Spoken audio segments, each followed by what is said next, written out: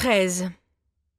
Le marqueur grince alors que j'ajoute un trait à l'intérieur de la porte métallique de mon casier.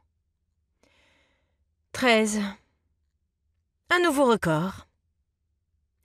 13 jours sans qu'un patient ne me crie dessus. 13 jours sans que personne ne demande à voir le docteur Anderson, le docteur Herrera ou le docteur Murphy à ma place. 13 jours sans que Rachel, l'infirmière en chef de Quincy Memorial, ne me fasse la leçon pour... quoi que ce soit.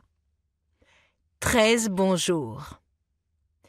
Quelles sont les chances que cette série dure jusqu'à Noël, soit la semaine prochaine?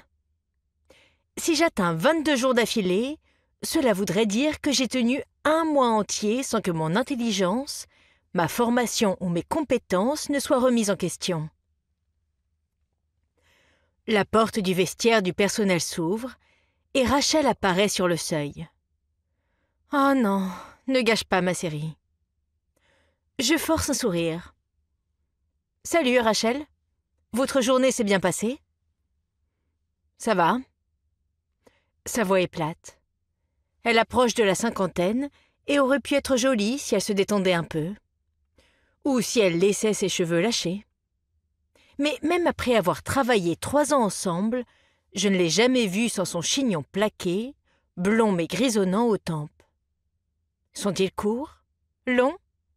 Aucune idée. Même les rares fois où je l'ai croisée en dehors de l'hôpital, sa coiffure reste la même. Est-ce la raison de son air perpétuellement renfrogné? Ce fichu chignon lui donne-t-il mal à la tête? Son froncement de sourcils est aussi constant que sa coiffure. Est-ce qu'elle sourit parfois? J'ai un problème avec un dossier, Talia. D'accord. Je laisse traîner le mot intentionnellement. Il n'y a pas de problème avec un dossier.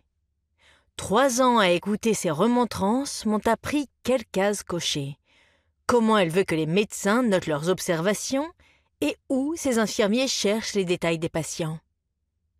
Le docteur Anderson, le docteur Murphy et le docteur Herrera ont chacun leurs préférences en matière de dossier. Ils mettent leurs notes où bon leur semble. Est-ce que Rachel leur fait des remarques à ce sujet? Non. Elle ne les appelle même pas par leur prénom. Je suis la dernière arrivée, la résidente de service, et Rachel trouve toujours un moyen de me rappeler que je ne suis que Talia. La fille du coin, celle qui a grandi dans cette petite ville du Montana et qui l'aime assez pour revenir après ses études de médecine. Je veux rendre service à ma communauté et, peut-être un jour, gagner le respect que le docteur Anderson a acquis en des décennies en tant que médecin préféré de Quincy.